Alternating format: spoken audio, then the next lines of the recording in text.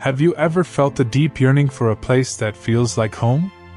Not just any home, but a sanctuary where your soul finds rest? In the summer of 586 BC, as Jerusalem burned under the Babylonian siege, thousands of Israelites were forced from their homeland. Among them was a young Levite musician who had once served in Solomon's grand temple. As he was marched eastward in chains, he turned for one final glimpse of the smoking ruins of Jerusalem. In that moment, a psalm began to form in his heart, a psalm of longing that would endure for millennia. What makes a physical space sacred? Why do humans across all cultures create places of worship? The answer lies in our innate desire for connection with something greater than ourselves, a divine presence that gives meaning to our existence. Psalm 84 captures this universal yearning in one of the most beautiful passages in ancient literature. Today, we'll journey through this remarkable psalm, exploring its timeless message about spiritual longing and divine presence. The Book of Psalms, compiled between approximately 1000 BC and 500 BC, contains 150 songs and prayers that form the heart of Jewish and Christian worship. Psalm 84 specifically belongs to a collection attributed to the sons of Korah, a guild of temple musicians and gatekeepers who served in the First Temple period. The historical context of Psalm 84 is significant. Scholars believe it was composed during or after the Babylonian exile, which began in 586 BC when Nebuchadnezzar II destroyed Jerusalem and Solomon's temple. This catastrophic event left a profound impact on Jewish consciousness and spirituality. The temple, the dwelling place of God, was gone. The question that haunted the exiles was, how do we worship God away from the sacred space? This psalm emerged as an answer, a testament to longing, hope, and the discovery that God's presence extends beyond temple walls. Let's journey through its verses together. The psalm begins with an exclamation of wonder. How lovely is your dwelling place, Lord Almighty! My soul yearns, even faints, for the courts of the Lord. My heart and my flesh cry out for the living God. These opening lines establish the central theme, an overwhelming desire for God's presence. Notice the holistic nature of this longing. It encompasses both soul and body, the spiritual and physical dimensions of human existence. This isn't merely intellectual assent to God's existence, it's a visceral, embodied yearning. The Hebrew word translated as lovely is yedidot, which carries connotations of beloved friendship and intimacy. The psalmist isn't merely admiring architectural beauty, but expressing love for a place where relationship with God flourishes. The temple isn't just a building but a meeting point between heaven and earth. This longing wasn't unique to ancient Israel. Throughout human history, from the ziggurats of Mesopotamia built around 4000 BC to the Gothic cathedrals of medieval Europe constructed between the 12th and 16th centuries, humans have created sacred spaces that reach toward heaven. The Pantheon in Rome, completed in 126 CE, the Dome of the Rock in Jerusalem, finished in 691 CE, and the great mosques of the Islamic Golden Age, all reflect this universal human impulse to create places where the divine might be encountered. The psalmist continues with a striking image in verse 3. Even the sparrow has found a home, and the swallow a nest for herself, where she may have her young, a place near your altar, Lord Almighty, my King and my God. This beautiful metaphor reveals something profound about sacred space. The temple, despite its grandeur and strict purity laws, provided shelter even for small birds. These humble creatures found safety near God's altar. The psalmist envies them. While humans might be restricted by ritual requirements or geographical distance, these birds have unrestricted access to God's presence. The sparrow was one of the most common birds in ancient Palestine, considered of little value. In the Gospel of Matthew, Jesus mentions that 2 sparrows sold for only a penny. Yet even this insignificant creature finds a place in God's house. The swallow, known for its migratory patterns, symbolizes the journey home, a powerful image for exiles longing to return to Jerusalem. In April of 1865, as the American Civil War drew to its bloody close, President Abraham Lincoln reflected on this passage in his final speech before his assassination. He spoke of healing a divided nation and finding a home for all people, even the most marginalized. The imagery of the sparrow finding a home has resonated with those seeking belonging throughout history. The psalm shifts tone in verse 4. Blessed are those who dwell in your house, they are ever praising you. The Hebrew word for blessed here is ashrei, which denotes a deep, abiding happiness, not just momentary pleasure but profound contentment. Those who serve in God's house experience a joy that transcends circumstances. The temple priests and Levites, who maintained the sacred space and led worship, lived in a state of continual praise. For the sons of Korah, this wasn't theoretical, it was their vocation. Archaeological discoveries from the First Temple period, uncovered during excavations in Jerusalem in the 1970s and 1980s, revealed implements and structures used by these temple servants. Their entire lives were oriented around sacred service. But what about those who couldn't dwell in the temple permanently? What about those in exile, far from Jerusalem? The psalmist addresses them next. Blessed are those whose strength is in you, whose hearts are set on pilgrimage. Here we encounter a profound spiritual insight. While some are called to dwell in God's house permanently, others honor God through pilgrimage, a journey toward the divine. 3 times yearly, according to Exodus 23, written around the 8th century BC, all Israelite men were commanded to make pilgrimage to Jerusalem for the festivals of Passover, Shavuot, and Sukkot. These pilgrimages were not merely religious obligations but transformative journeys. Setting out from villages across Israel, pilgrims would travel in festive groups, singing the Songs of Ascent, Psalms 120 to 134, as they approached Jerusalem. Archaeological discoveries have uncovered ancient pilgrim roads, including the Jericho Road mentioned in Jesus' parable of the Good Samaritan, that were traveled by thousands during festival times. Pilgrimage is a powerful spiritual metaphor found across faith traditions. The Muslim Hajj to Mecca, established as one of Islam's 5 pillars in the 7th century CE, draws millions annually.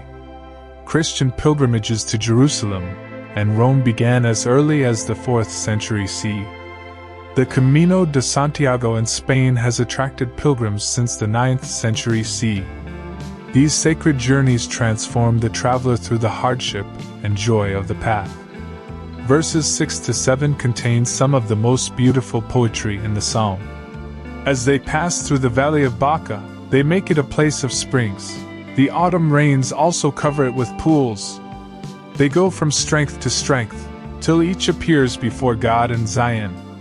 The Valley of Baca is likely a reference to an actual arid valley on the pilgrimage route to Jerusalem, possibly derived from the Hebrew word for weeping, or tears. It represents the difficult passages in life's journey. Yet something remarkable happens. The pilgrims transform this valley of weeping into springs of refreshment. This powerful metaphor teaches us that spiritual travelers don't just endure difficult terrain, they transform it. Their tears become life-giving water for others. Their difficulties become sources of blessing. Archaeological excavations throughout the Judean wilderness have uncovered ancient cisterns and water systems dating back to the Iron Age, 1200 to 586 BC, evidence of how travelers made the harsh landscape habitable. The phrase, "from strength to strength," in Hebrew, Mekil el Chael, suggests not just endurance but growth through the journey. Each step makes the pilgrim stronger, more resilient, more faithful. By October of 539 BC, When Cyrus the Great of Persia conquered Babylon and issued his famous decree allowing the Jewish exiles to return home, many had internalized this lesson. Their exile had been a valley of tears transformed into spiritual growth. The psalmist offers a brief prayer in verse 8. "Hear my prayer, Lord God Almighty. Listen to me, God of Jacob." This intimate address reminds us that behind all the theological concepts and religious practices lies a relationship, a God who listens to personal prayers. The name, God of Jacob, evokes the patriarch's story, including his dream at Bethel around 1800 BC, according to traditional chronology, where he exclaimed, "Surely the Lord is in this place, and I was not aware of it." In verse 9, the psalm shifts focus. "Look on our shield, O God. Look with favor on your anointed one." The shield and anointed one refer to the king, likely David or one of his descendants, who served as God's representative and protector of the people. During the exile, with no reigning king in Jerusalem, this verse would have carried messianic overtones, looking forward to a restoration of Davidic kingship. Archaeological findings from Tel Dan in 1993 provided extra-biblical evidence for the House of David, confirming the historical existence of the Davidic dynasty that ruled from approximately 1000 BC to 586 BC. The hope for a restored Davidic kingdom sustained the exiles through their darkest days. The psalmist makes a striking declaration in verse 10. "Better is one day in your courts than 1,000 elsewhere. I would rather be a doorkeeper in the house of my God than dwell in the tents of the wicked." This powerful statement of values places proximity to God above all worldly comforts and privileges. The role of doorkeeper was among the lowest in temple hierarchy, yet the psalmist would prefer this humble position near God to luxurious living among those who reject divine ways. For the sons of Korah, who served as gatekeepers according to 1 Chronicles 26, written around 400 BC, this wasn't a theoretical statement, but a lived reality. The final verses build to a climactic affirmation of God's goodness. "For the Lord God is a sun and shield. The Lord bestows favor and honor. No good thing does he withhold from those whose walk is blameless. Lord Almighty, blessed is the one who trusts in you." The metaphor of God as both sun and shield beautifully captures divine nature, both life-giving illumination and protective covering. This dual imagery was particularly resonant in the ancient Near East, where the sun could be both essential for life and dangerously harsh. Archaeological remains from ancient Israelite homes dating to the 8th century BC show architectural adaptations for both capturing light and providing shade from the intense Middle Eastern sun. The psalm concludes with the assurance that trust in God leads to blessing. The Hebrew concept of blessing, barakah, encompasses not just spiritual well-being but holistic flourishing, physical provision, social harmony, and meaningful purpose. This integrated view of human thriving stands in contrast to modern compartmentalized approaches to well-being. So what relevance does this ancient song have for us today, millennia after its composition? In our fragmented, often spiritually disoriented world, Psalm 84 speaks powerfully to our deepest needs. First, it acknowledges our innate longing for sacred space, for places where heaven and earth intersect. In our increasingly digital age, where physical presence is often replaced by virtual connection, this psalm reminds us of the importance of embodied worship and sacred geography. A 2019 Pew Research study found that despite declining religious participation in many Western countries, sacred sites continue to draw millions of visitors annually, evidence that the hunger for holy places persists in human consciousness. Second, it offers wisdom for life's journey through difficult terrain. The image of transforming the valley of Baca into springs speaks to our capacity for spiritual alchemy, turning suffering into growth, tears into compassion. Viktor Frankl, Jewish psychiatrist and Holocaust survivor, wrote in his 1946 book, Man's Search for Meaning, about this very transformation, finding purpose and meaning even in the most horrific circumstances of the Nazi concentration camps between 1942 and 1945. Third, Psalm 84 presents a value system that prioritizes proximity to God over worldly status. In our achievement-oriented culture, where worth is often measured by professional success or material accumulation, the psalmist's willingness to be a doorkeeper challenges our hierarchical thinking. Mother Teresa, who chose to serve among the poorest of Calcutta from 1950 until her death in 1997, embodied this principle, finding greater fulfillment in humble service than in pursuit of acclaim. Finally, the psalm reminds us that our ultimate security lies not in physical structures but in divine relationship. When the Second Temple was destroyed by the Romans in 70 CE, Jewish faith survived through what rabbis called the portable homeland of Torah study and prayer. Similarly, early Christians, facing persecution throughout the Roman Empire from 64 CE onward under Emperor Nero, developed a theology of God's presence dwelling not in buildings, but within the community of believers. The history of Psalm 84's interpretation reveals its enduring power across traditions. In Jewish tradition, it became associated with the pilgrimage festivals and was recited when approaching the Temple Mount. After the temple's destruction, it took on elegiac qualities in diaspora communities, expressing longing not just for a place but for a restored relationship with God. In Christian interpretation, beginning with church fathers like Augustine of Hippo in the early 5th century CE, the psalm was read as expressing desire for the heavenly Jerusalem, the ultimate dwelling place with God. Martin Luther, writing in 1517, connected the psalm to the believer's journey through trials toward divine presence. In the African American spiritual tradition, especially during the slavery era from the 17th to 19th centuries, the imagery of pilgrimage and homecoming took on powerful resonance in spirituals like "Swing Low, Sweet Chariot."